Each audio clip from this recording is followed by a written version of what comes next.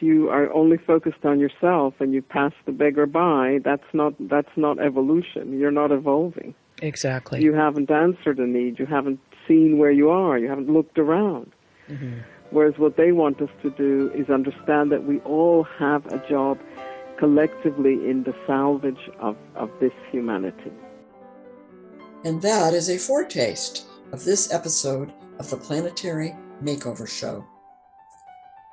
In response to the heartfelt voices of an awakening humanity, we have evidence that divine help is at hand to work with us to create a hopeful future. Hello, I'm your host, David Mynott, and welcome to another episode of Planetary Makeover. This time around, we will be rebroadcasting an interview that Diana Gold Holland did on the Share-on-the-Air radio show that I was also involved with back in 2016 or late 2015 with Patricia Pitchon, who is a journalist from London.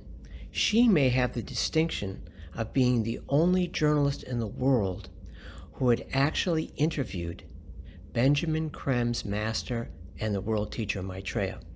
And let me explain. Benjamin Crem is the artist, esotericist, and author who's been viewed sort of as a latter-day John the Baptist. And he's been sharing the most incredible story probably that's ever been told to mankind. And that is the emergence of the world teacher Maitreya and his group, the Masters of Wisdom. And while his story goes back to 1959 when he was first contacted by one of the Masters of Wisdom, this story with Patricia begins in the early 1980s. And when she was first introduced to the story, like so many of us, she was skeptical. The notion that some great divine being had re-entered the world and was going to teach humanity how to free itself from the bondage of materiality and war and poverty and all the rest of our current ills, and save itself, seemed implausible. But as a journalist and a professional, she wanted to get to the bottom of it. As you will hear, she was able to interview Benjamin Crem himself, as well as others, including people in the Asian community of London, beginning in Brick Lane, who actually worked with Maitreya, who were actually taught by him, while the rest of the world, for the most part, was unaware of this incredible event unfolding in one of the major cities of the world. And while she may be the only journalist who has talked about this openly, we know that both the BBC and CNN both had access to Maitreya and were approached to do an interview with him.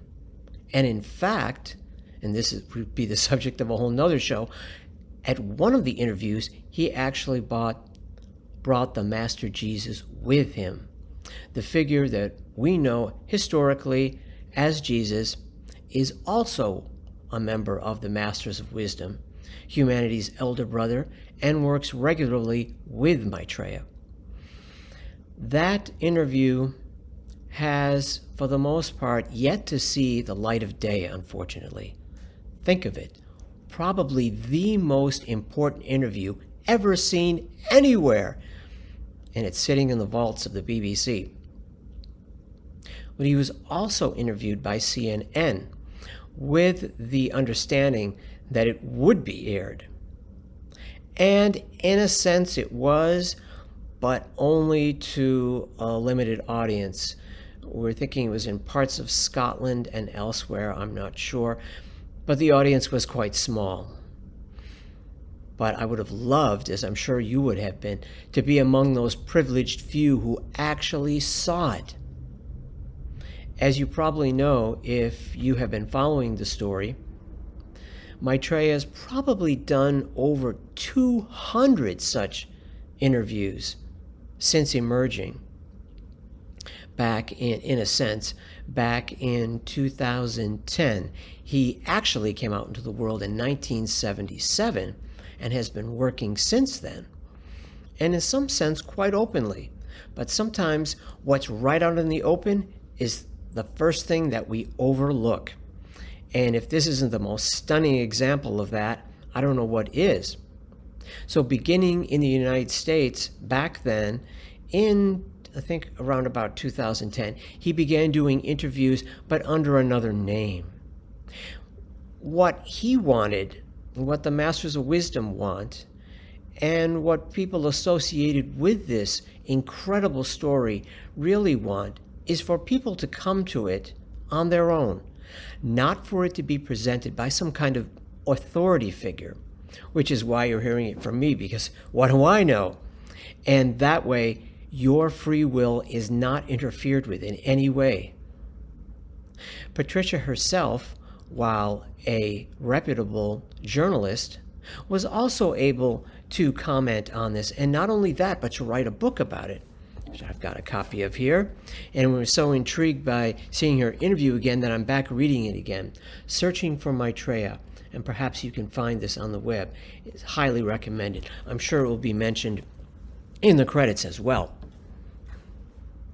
So while she was able to interview him and publish her results in both Share International magazine, in her own book, and some of what she learned, some of the teachings she heard, also made their way into some of Benjamin Crem's books.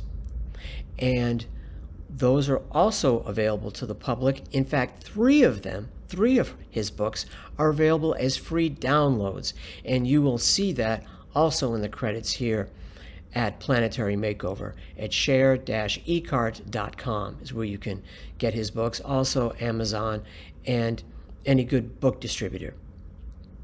So I've had the privilege through reading Ben's books of already being exposed to Patricia's investigative work on this glorious subject even before I found her book.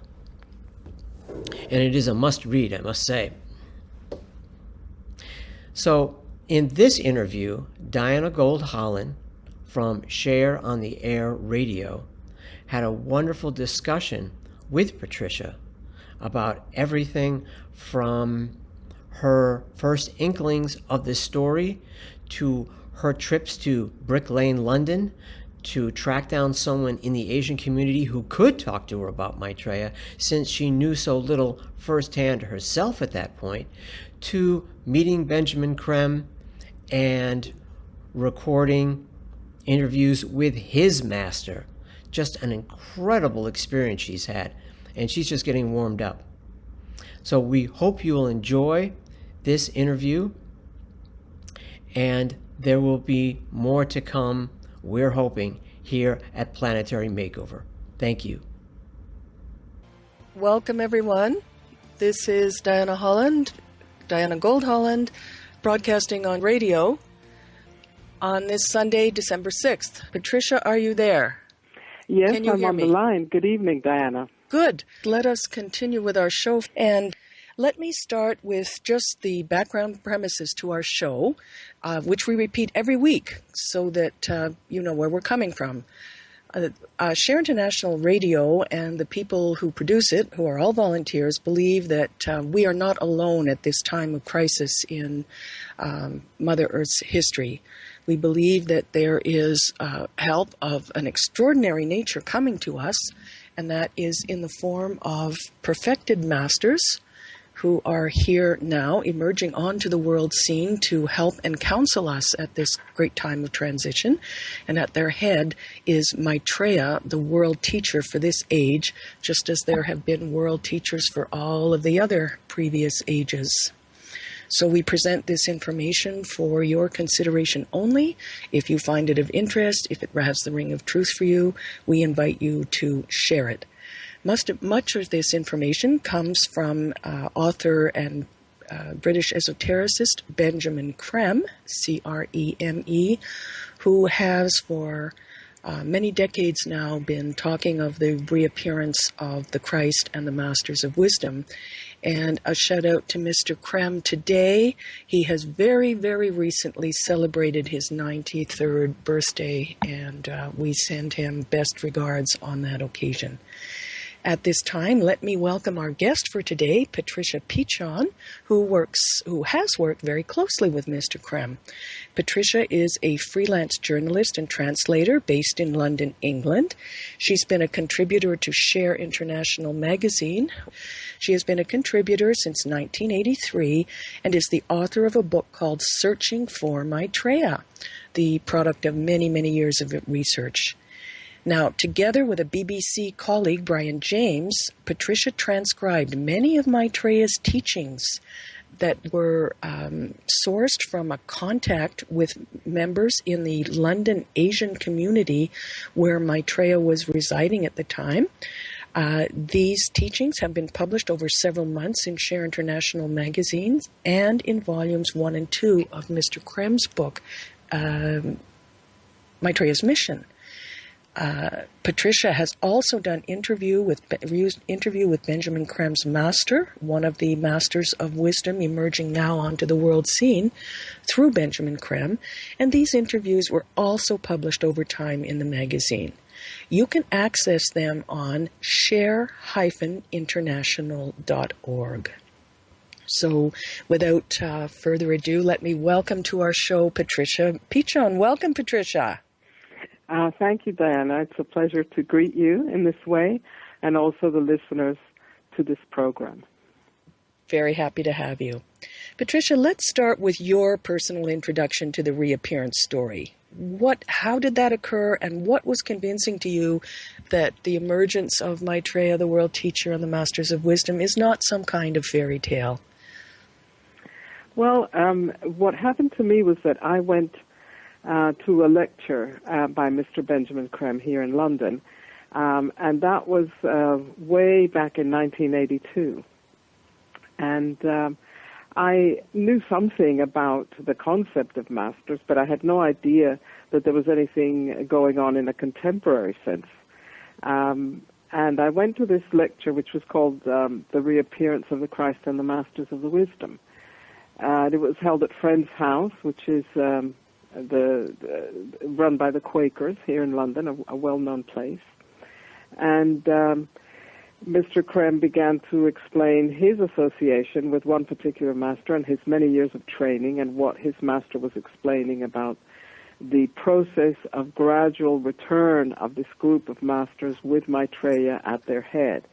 Mr. Krem spoke of many topics and of the urgent need to pay attention to the real needs of human beings in the world, like hunger and people who are imprisoned falsely, and all the problems that we see of great differences between haves and have-nots. And he said that these were the genuine concerns of the masters, and that really their push was going to be for us to respond to the immediate and urgent needs of humanity. Because as far as they're concerned, salvation isn't something that they're going to do single-handedly.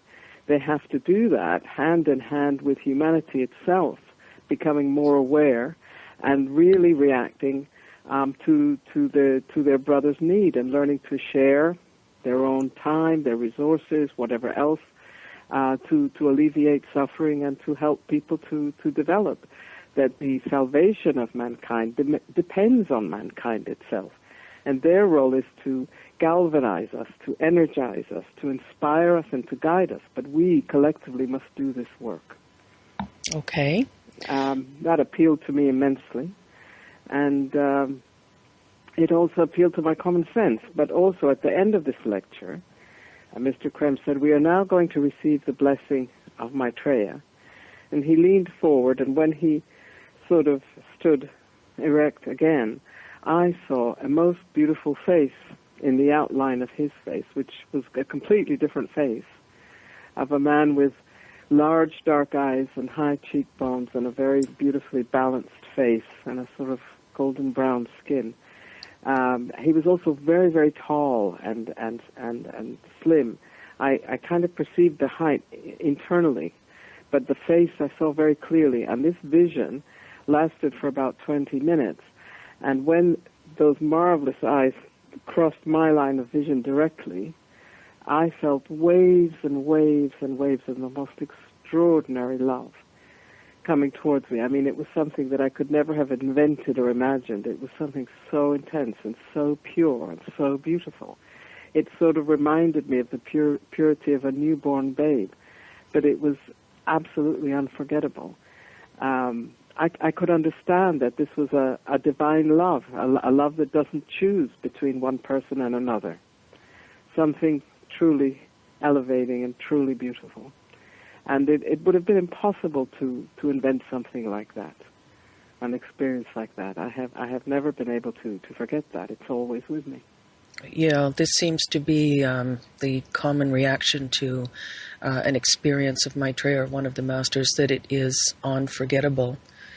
Now, this vision that occurred for you and lasted quite a long time, 20 minutes or so, was, very, very unusual. But I would like to carry on with a description of how Maitreya and the masters are publicly stepping up their emergence into the world scene.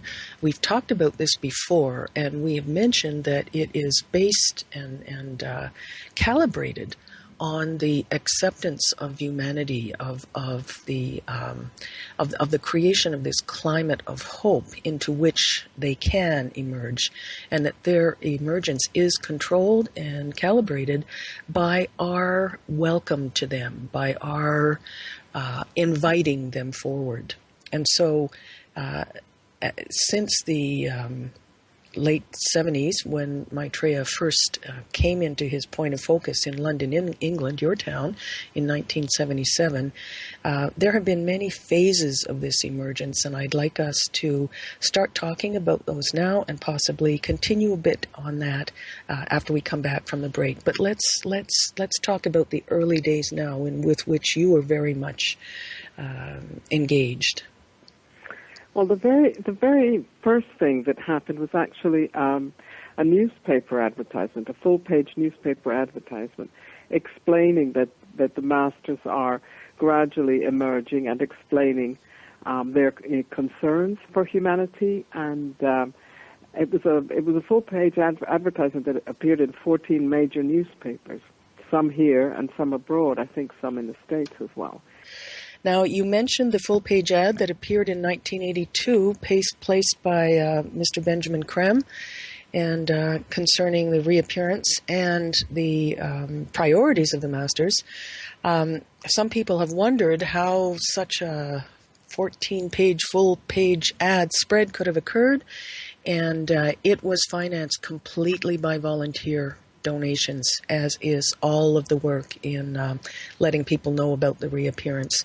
There are many, many groups worldwide making this information known, and also the progress of the emergence is covered every month in Share International magazine.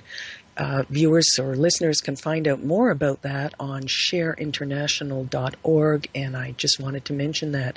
Let's continue then, Patricia, with the phases of the emergence of Maitreya, the world teacher, and the Masters of Wisdom. Okay. Well, I was thinking about how they work, and basically their mission is to teach and to heal. So evidence of the healing work came to me very early because I realized that Mr. Creme was in touch regularly with his master, and it was possible to give Mr. Creme names for healing of people that were ill in any way.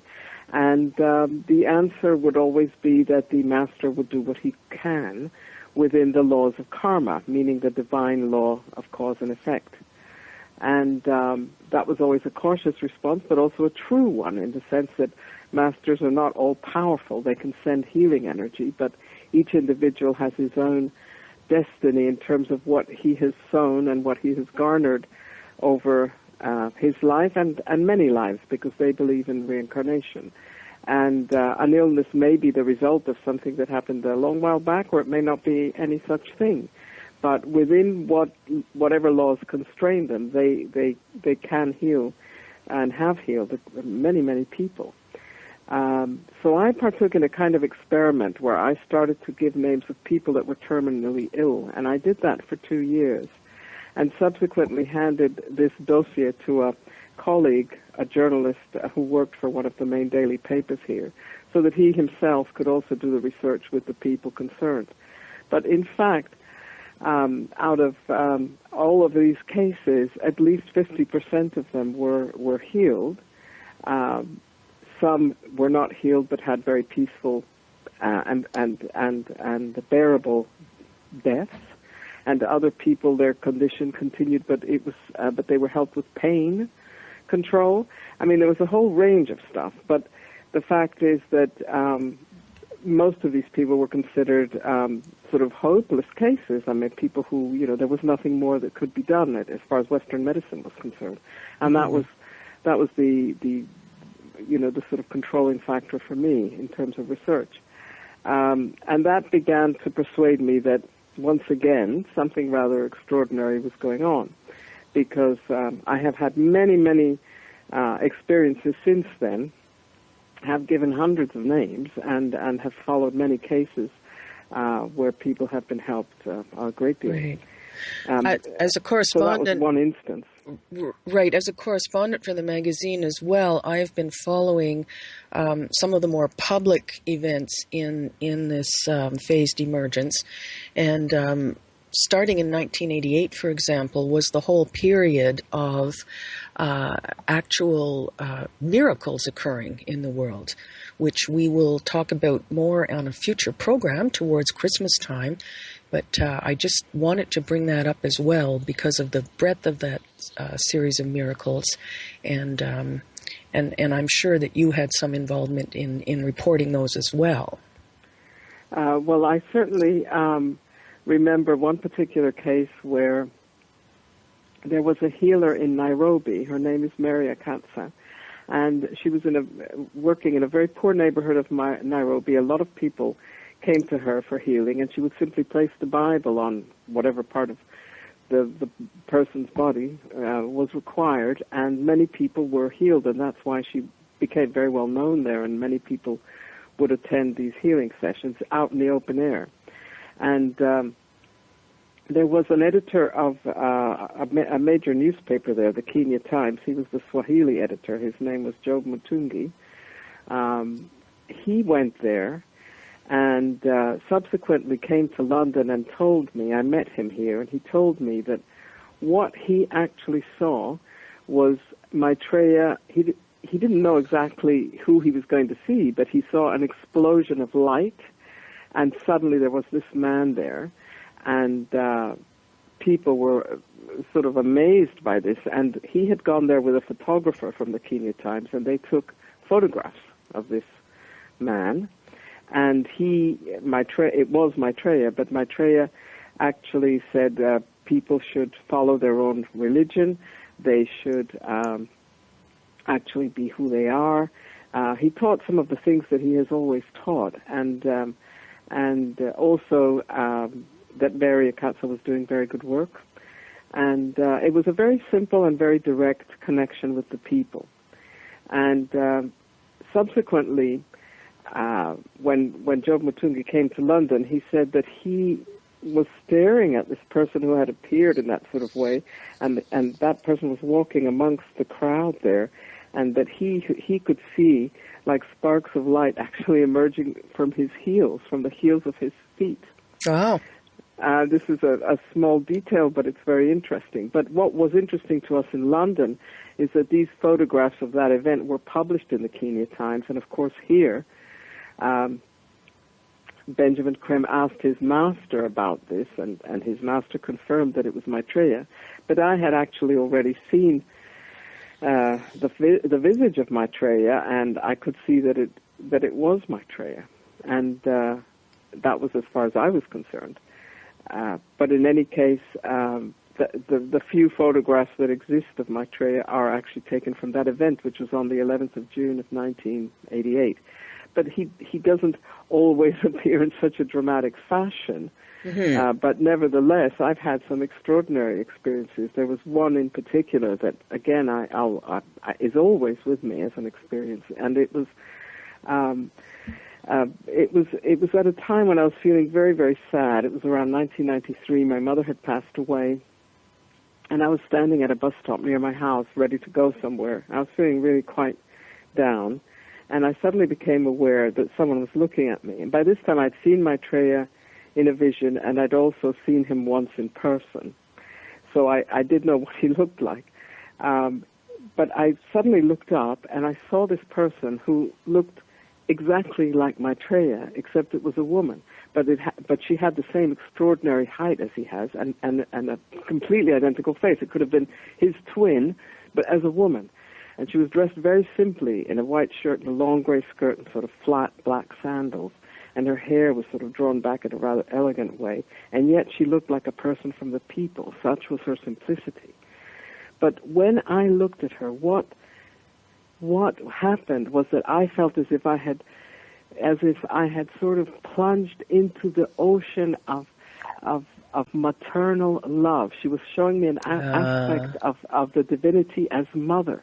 Mm-hmm. And I actually felt as if I was being cradled like a baby and consoled, deeply, deeply consoled. It was the most beautiful experience. It went on for a few minutes. I actually don't know how long.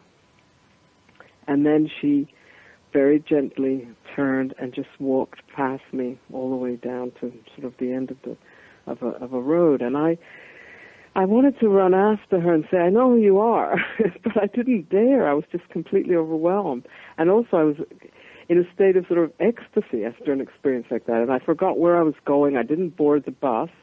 I went home, and I actually went to bed. And I just lay there just in a state of bliss. It was such a wonderful, wonderful experience. And, of course, I had read lots of Eastern philosophy, and I knew about their ideas about the Divine Mother. And, of course, we live in a Christian culture, so the Divine Mother is not an alien concept to me. But actually experiencing that kind of love was something extraordinary. Absolutely. And there are, for our readers, or our listeners rather, there are many, many stories of this type that are published in Share International magazine. The Masters and Maitreya are actually definitely very much with us. They walk the streets of our cities. And they do indeed. They do indeed, and they are here for us. So thank you for yet another wonderful story of this type. Maitreya and the Masters are also very much concerned with the affairs of our humanity at this time. It's been mentioned before that Maitreya has appeared in Tahrir Square in Egypt as the White Horseman and also as the Angel in White, delivering a battle-scarred person in Syria. These are available on YouTube. The Masters also help out when there are such things as earthquakes and other disasters. There are stories of them having helped in that big earthquake that happened in Japan about 3 years ago. And Maitreya has even been photographed attending as a normal, ordinary person some of the great peace marches that are going on now. Most recently, there has been a statement put out by by Benjamin Krem's master in Share International about the recent massacre in Paris. And I wonder if you could fill us in briefly on the content of that, Patricia, just before we go to break. Well, just very briefly, because obviously I don't have that particular issue directly in front of me, so I can't quote from it directly, but mm-hmm. I do know that when I read it, I was very struck by one thing that the master said, which is that paradoxically, in a way, after such a sorry, sad incident, such tragic happenings as the deaths of these people in Paris, it is the reaction of people in so many different places in the world of the opposite to fanaticism, the opposite to hatred, stretching their hand out, of trying to console each other, of trying not to be swept by hatred, that has helped Maitreya's emergence. Thank you, Patricia. We were talking about a statement that has been put forward by the master who works most directly with Benjamin Creme, the chief spokesman for this information. And I would like to just quote a paragraph from this, Patricia, if you might, that you were referring to. The statement, part of the statement says, "The invocative cry from humanity in response to the many problems in the world has opened the door for Maitreya. Another factor is that enough people around the world are responding to the event in Paris by choosing love, unity, and tolerance. The enormity of this tragedy has brought many people together in a way which was not obvious before. It has shown that humanity is nearer to the idea of unity than we might think, and this has colored their reaction. They have shown they are ready for change of the right kind." That's a really very powerful statement and very beautiful. Yes, and I think indeed. I have seen some very interesting evidence of that.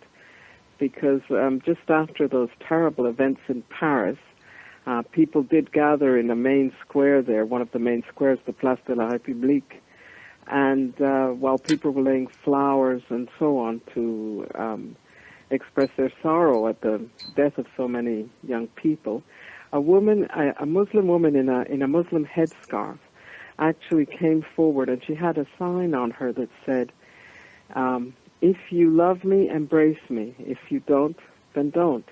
And a lot of people came forward, all sorts of women from every kind of background, to embrace this woman. And this was actually shown on television. And I found that absolutely extraordinary. Mm-hmm. It was an act of love and of saying, we're not going to blame you just because you're a Muslim woman for all the horror and the carnage that happened here. And it was a way of extending a hand and refusing to be swept up into that sort of reaction that stereotypes people and causes hatred and causes wars. Right. And the same, of course, is going on with the Syrian refugees. I mean, who more than anybody but those refugees has been affected by the ISIS regime of terror, and yet we have, recrimination against these very refugees who have fled with nothing but their children on their backs, literally. So, yes, and some very interesting experiences of compassion were also filmed here, at any rate, on TV, which I saw and certainly pondered. It was while refugees were trying to get through Croatia to another part of Europe, desperate refugees, as you say, with nothing but the clothes on their back, carrying babies or walking with young children or old people or whatever. And we saw these multitudes again on television, and the Croatian government was busily erecting fences and barriers, but at the same time, ordinary Croatians were actually approaching the refugees with food and blankets. Yeah. So that was a very interesting contrast. The state was doing one thing, but ordinary human beings were stretching their hand out to others who were suffering. I would like you to tell us more about your book, Searching for Maitreya, how you went about writing it, and then we'll talk about some of the most important teachings in your view. So tell us about your book, Searching for Maitreya. Well, initially I didn't think about writing a book at all. I was just kind of busy researching stories of healing. I was busy looking at the articles from the Master every month in the Share-International magazine, also beginning to write for that magazine. I used to write for a lot of other publications, freelance as well at the time, and press agencies, weeklies, newspapers, and so on. And my interests were more in the domain of the haves versus the have-nots in terms of nations. So I wrote a lot about the North-South divide and what kinds of policies would emerge from major institutions in the Northern Hemisphere and how they would impact on the poor in countries in the South and that sort of thing. I was very concerned with that kind of stuff. But at the same time, what began to happen was that I learned of a man in the Asian community who actually apparently was being visited by Maitreya quite regularly, and different people were gathering in his house somewhere in North London. And I learned of this from a young Asian man, and I was given this person's phone number, and I phoned him, and he didn't want to know anything at all about journalists to begin with, and it was very difficult to contact him, but I persevered and eventually managed to make contact with this man, and he was very reluctant in the beginning. But again, I had yet another experience, which was that I had a dream where I was in a car with several journalists, and I saw Maitreya crossing in front of the car. And in the dream, I said, "Stop, stop, that's Maitreya," I said to these journalists. And they stopped the car, and I saw Maitreya turn around and come and open the door of the car and sit sort of half in and half out of the car in a very nice, informal sort of way. And he was addressing us. And then I don't know what he said, but when he got up and he started walking down the hill, I felt I desperately had to go after him and ask him a question. So I raced down this hill, and I suddenly came into what I can only describe as his aura. I was walking alongside him in this dream, and I suddenly felt such an incredibly intense love in my heart that it was the pain of love. It was something excruciatingly painful, like a sort of love for all the world, for all the humanity. That's what he made me feel. And I sort of had this image of Saint Sebastian with all these arrows going through his heart. I mean, it was, I thought, how can he endure this love? And then I asked him a question. I said, Master, how does one fight evil? And he answered telepathically and made me understand that you don't fight evil in any other way but by extending love. And the image he gave me was of a flat stone that you throw across the water, and it creates a sort of skipping thing with concentric circles of water emerging and expanding ever more. And that's how one should be, expanding one's love ever more. And he had sort of looked down at me as if I were a babe asking him this question, and he had initially mentally said, yes, that is difficult, but then he gave me this image, and I understood. And again, he was dressed in that dream very simply. He could have passed unperceived in a city like London, where there are people from every nationality on earth, I think, walking around. White shirt, Western long trousers, very, very impeccable man. And in the dream, he had a price tag hanging from his trouser. And I actually picked up this price tag and said, I know that I cannot take this from this life to the next, but can I have it anyway? And he said yes, and the price tag had no price, so it was very Freudian, the priceless man. So when I woke up, I thought, this is very strange, and a week later was when that member of the Asian community, whom I had met but who hadn't wanted to know about journalists at all afterwards, and he wouldn't contact me, and I couldn't make contact with him. He rang me a week after that, and he said, after that dream, and he said, well, the master says that I can ring you, and you can come to see me, and you're free to ask any question. The master has been teaching us. And that is how a whole cycle began.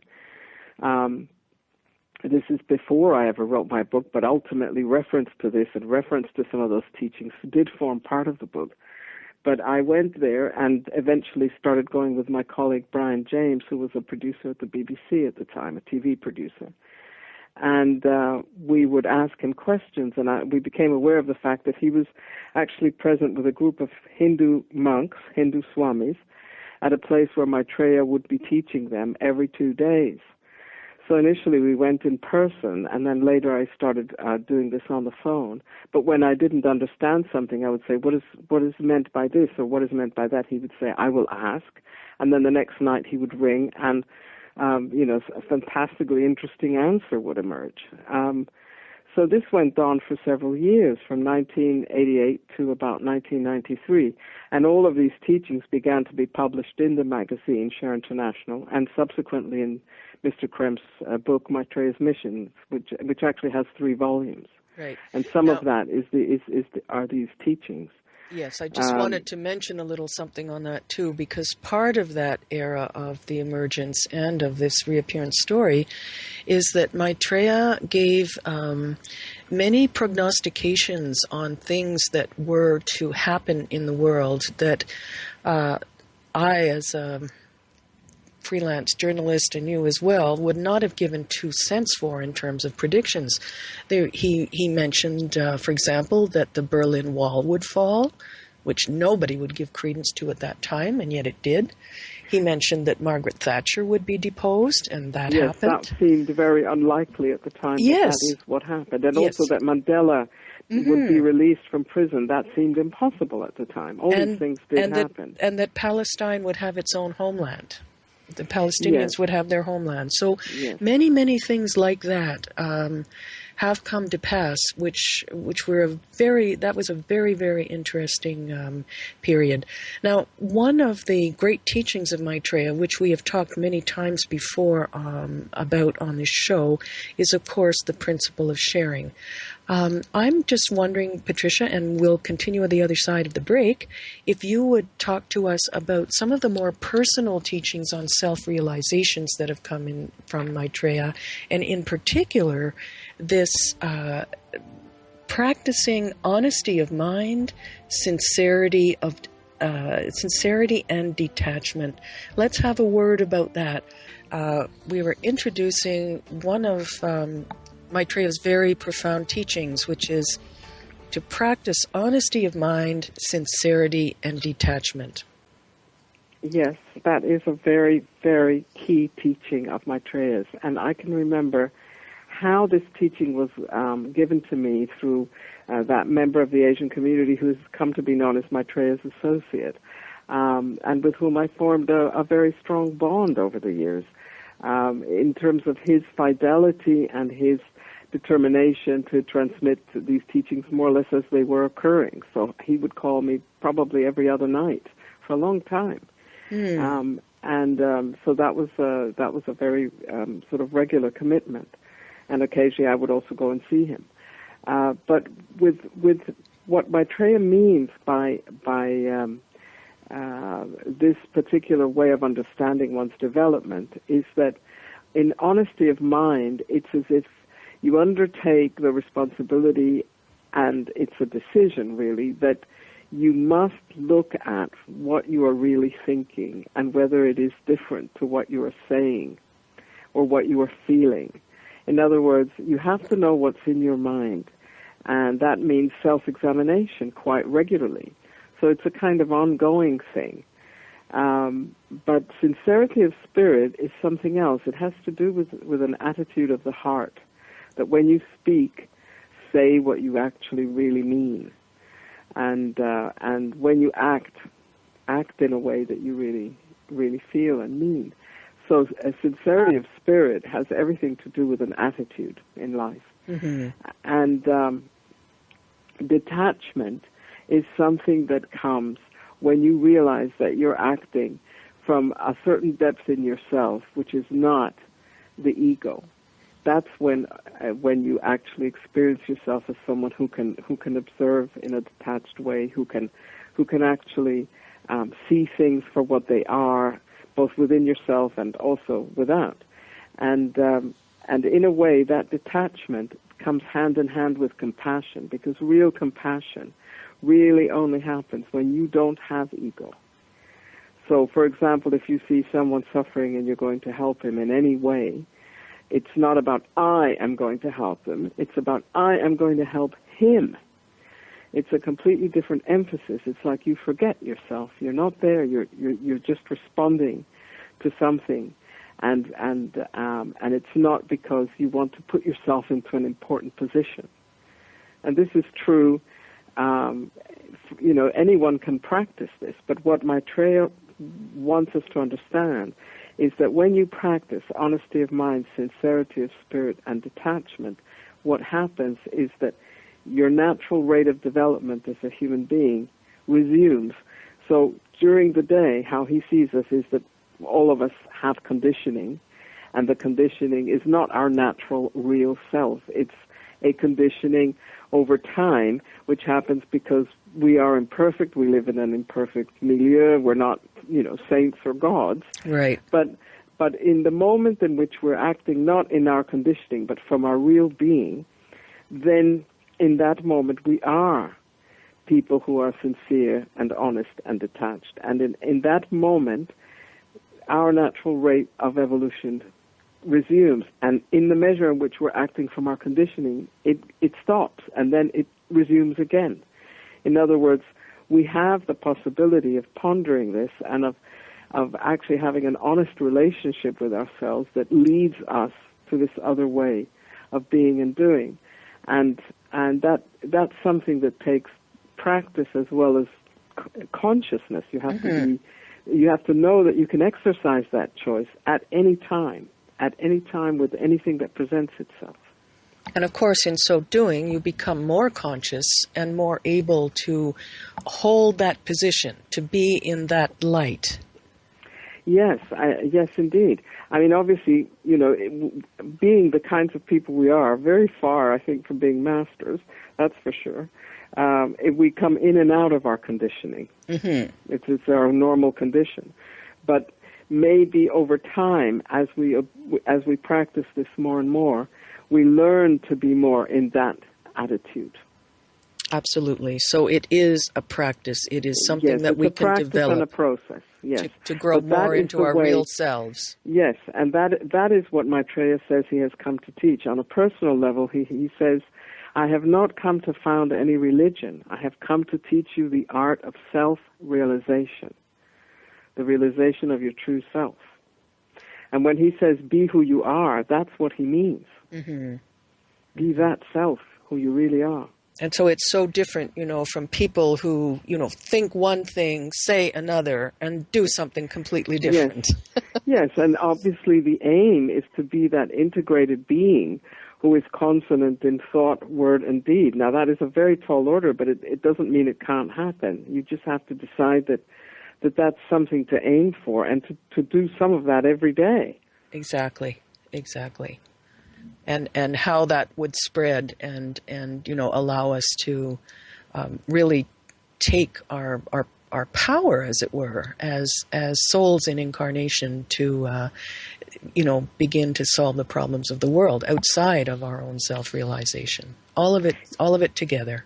All of it together, because if you are only focused on yourself and you pass the beggar by, that's not evolution. You're not evolving. Exactly. You haven't answered a need. You haven't seen where you are. You haven't looked around.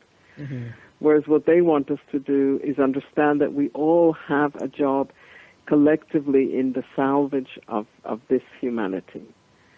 And yes. That's a very beautiful way of realizing that if we take these steps toward greater trust towards each other, greater love, greater sense of brotherhood, really understand the importance of that, we are entering into a stream of help and salvage that they will definitely vivify, energize, galvanize. Because each time there is a gesture like that, or you gather together, even a small group, to do something of good in that sense, that will get energized and galvanized. And that's what we are beginning to see more of now, which can allow them to come forward. Yes. So this is wonderful. Patricia, we don't have very much time left. I do want to have a bit of a word about your book.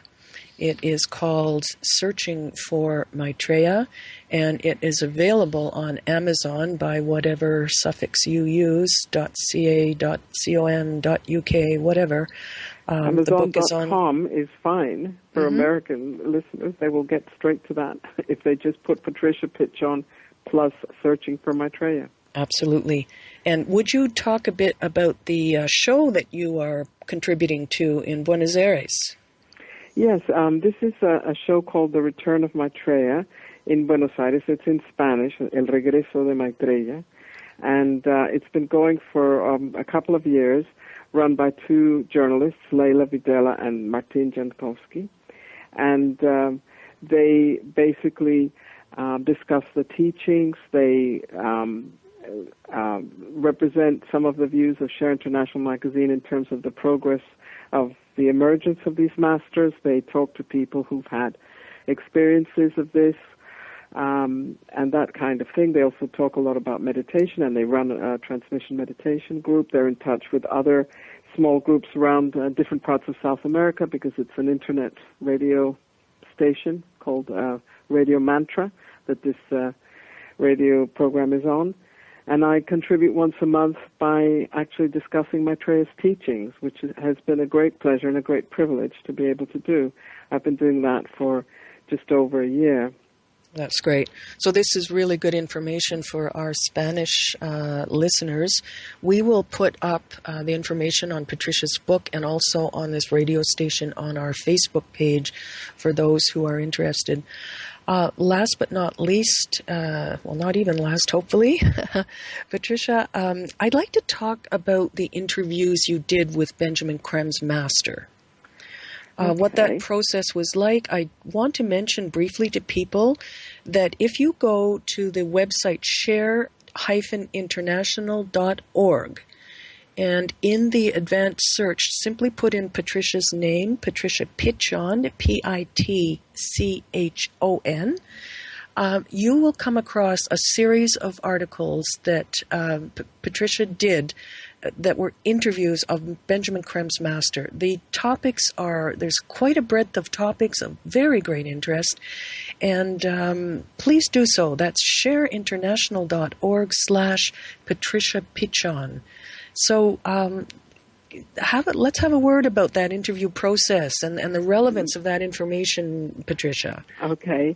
Well, the first interview I ever did, I was actually I rang up Mr. Benjamin Krem, and I asked him if I could interview him about the evolution of the Catholic Church in Latin America, because I was born and raised in Colombia, and I was very interested in that side of things. And he said, sure, come and interview me. So I went to his house and began the interview. And I was interested in how, what the future of the church was, because the Catholic Church in Latin America is a hugely important institution and has been instrumental and in the foreground, for example, of education. There are many, many people who have become educated thanks to going to non-fee-paying Catholic schools. It plays an enormous role in all sorts of ways. And in many different conflicts, quite prominent priests have been mediators and so on. Yes. Unfortunately, Patricia, you cannot hear this. That was the very first interview, because the master took it over and he started answering, and that's how this interview process began. Thank you, Patricia. We are out of time. Visit us on Facebook at #Planetary Makeover. This show has been a production of planetarymakeover.org. At our website, we have a link to our bi-weekly live show at 5 p.m. Mondays Pacific Time and 8 p.m. Eastern Time. At our website, we also have a link to our archives and a selection of our shows. For more background info, visit www.shareinternationalwest.org. That's shareinternational-west.org. For related books and DVDs and CDs by Benjamin Krem on the emergence of Maitreya, the world teacher, please go to share-ecart.com. That's share-ecart.com. We also invite you to watch another show that we really love, entitled What in the World is Happening? And that show, which you don't want to miss, is produced by Share International Canada. And it airs every second and fourth Saturday at 11 a.m. Pacific Time and 2 p.m. Eastern Time. The link to check it out is share-international.ca, or visit the Facebook page for What in the World is Happening.